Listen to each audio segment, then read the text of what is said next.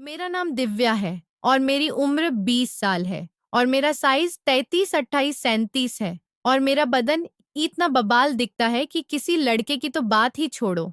अगर कोई लड़की भी मुझे ध्यान से देख ले तो उसका भी मेरे ऊपर दिल आ जाए।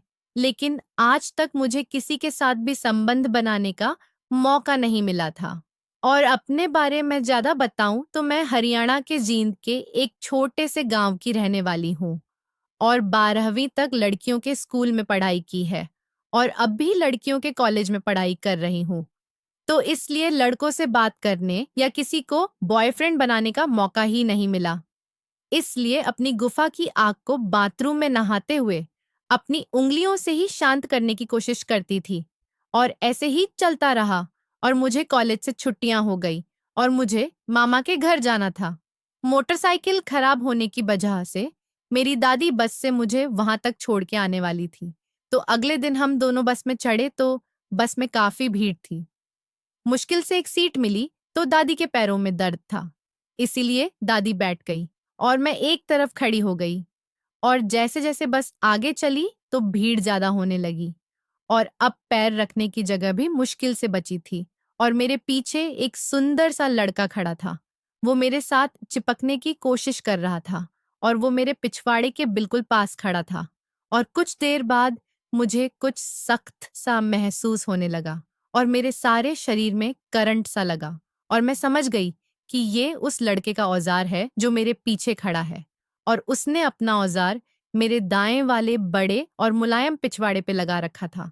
और जब मैं बिल्कुल नहीं हिली तो उसने अपने औजार को मेरे पिछवाड़े के दोनों पहाड़ों के बिल्कुल बीच में लगा दिया। अरे यार, आपको बताऊं, मेरा तो गला ही सूख गया और जन्नत महसूस होने लगी और वह हल्के हल्के से झटके लगाने लगा। यार क्या बताऊं, करंट दौड़ने लगा और बहुत ही मजा आने लगा और ऐसा लगने लगा कि अब तो बस ये मेरे दोनों पहाड़ों को चीरते हुए मेरे पिछवाड़े के छेद में घुस जाए और मेरी आग बुझा दे। और यार इतना मजा आ रहा था कि मेरी आंखें अपने आप बंद होने लगी और पूरे शरीर में करंट दौड़ने लगा यार।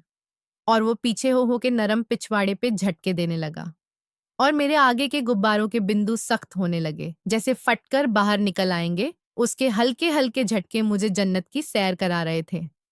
लेकिन अब मुझे और भी ज्यादा मजा चाहिए था, जिससे मैं पूरी तरह संतुष्ट होना चाहती थी। तभी उस लड़के ने हिम्मत सी करके अपना हाथ मेरे पेट पर रखा और उसको सहलाने लगा और मुझे और भी ज्यादा मजा आने लगा।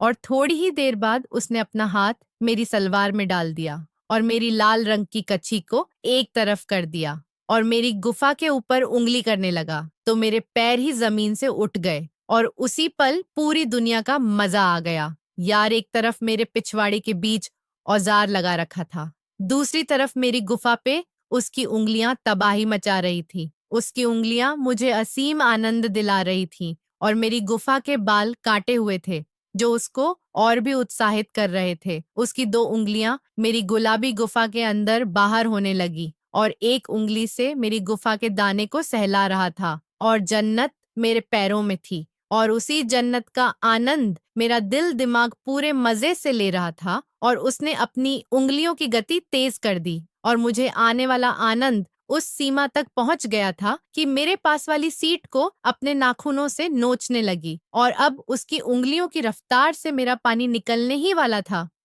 कि उधर मेरे पिछवाड़े का छेद जोर जोर से उसके औजार को अंदर बुला रहा था।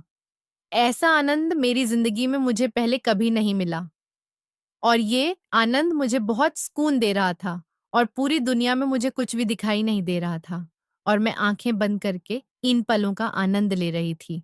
और आखिरकार उसकी उंगलियों की रफ्तार के आगे मैं बह गई यार, और मेरा सारा पानी निकल गया और उसकी उंगलियां मेरे गर्म पानी से गीली हो गई। तभी मुझे पीछे से गीला गीला सा महसूस हुआ और मैं समझ गई कि उसका सफेद माल भी निकल गया है। और इतना हल्का महसूस हुआ कि जैसे कोई बोझ मेरे सिर से उतर गया हो और सारी दुनिया को जीतने जैसा एहसास हुआ और मेरी प्यास कुछ हद तक शांत हो गई।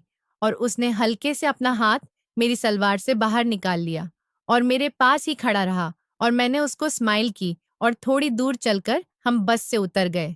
और उस दिन ऐसी शुरुआत हुई कि उसके बाद मैंने अपनी गुफा को बहुत से औजारों का मजा चखाया और मैंने वो कुर्ती आज भी संभाल के रखी है जिसके ऊपर उस लड़के के औजार के गर्म माल के दाग लगे।